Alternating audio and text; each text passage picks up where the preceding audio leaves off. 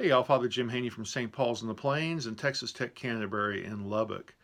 One of my favorite places to visit in this country is the historic United States ship Constitution, docked in Charlestown Harbor just across the river from Boston, just a quarter mile or so down the hill from Bunker's Hill Monument, the oldest floating commissioned warship in the world. Uh, Built 220 years ago and still an active duty United States warship. They let it sail out on every once in a while. July 4th, oftentimes it fires its guns. It raises a small sail or two and gets going still. The British claim the HMS Victory is actually the oldest, but that one doesn't float anymore. They keep that in dry dock. Yeah, it's several decades older, but the Constitution still floats. Last time we were there, it's been a while now, about 12 years ago. That's the kid standing on the deck of the Constitution with a young sailor there. And that sailor is not a reenactor. That sailor is an active duty member of the United States Navy, or at least he was in 2005 when we took this picture. It's a posting of great honor in the United States Navy to be one of the officers or crew on the Constitution, and they are staffed with active duty naval personnel still to this day. One of the interesting things, though, when you stand on the decks of the Constitution is to consider something that's said in the museum that's just across the way. The museum says that only about 10 or 15% of the wood, the timber in the Constitution, actually dates back to 1797. There have been so many restorations and renovations and repairs that 85 to 90% of the wood is not the wood that was there in 1797 when the Constitution was first launched. So most of the Constitution is not the same wood that was there when the Constitution started. Which raises the question, when you're standing on this ship, philosophically, are you actually on the ship? Well, I would say certainly yes.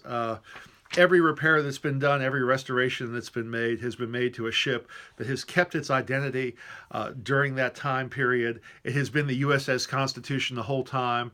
And so even though all the wood is not original, even though only a small fraction of the wood is original, the ship has had continuity over that entire 220-year period that it's been in existence. The same goes with our human bodies.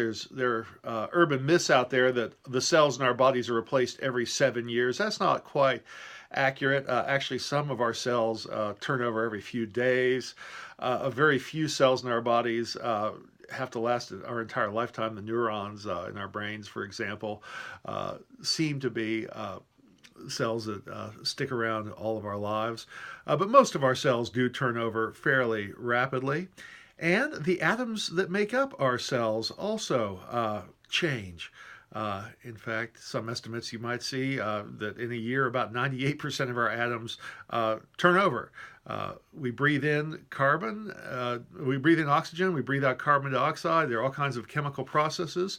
And a small part of what we're doing is we're breathing in new matter, we're exhaling old matter, and there's some interchange in our bodies, even at a cellular and subcellular level. So we're not the same people we were not a year ago, not 10 years ago, not when we were born.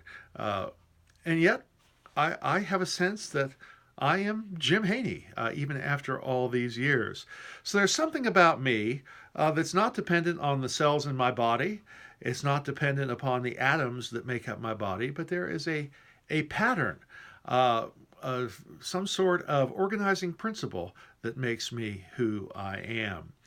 Whether you want to think of that as the mind or whether you want to think of that as the soul, there is something that transcends our nature as embodied beings. As wonderful as having bodies are, there's something more about us than just bodies. And one of the great promises of the Christian faith is that we believe in the resurrection of the body. As one scientist has said, he's a nuclear physicist, John Polkinghorne, who also happens to be a priest in our tradition in the Church of England. John Polkinghorne says that the resurrection is God downloading our software into new hardware. One day we are promised new and wonderful and perfect bodies in God's new, wonderful, and perfect kingdom.